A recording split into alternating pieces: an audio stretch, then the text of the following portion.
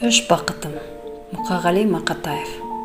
Ең бірінші бақытым халқым менің. Соған берем ойымның алтын кенін.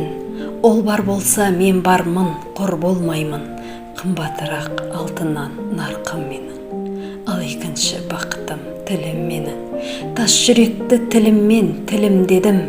Кейде дүниеден түңілсем де, қасиетті тілімнен түңілмедім. Бақытым бар үшінші отан деген. Құдай деген кім десе отан дерем.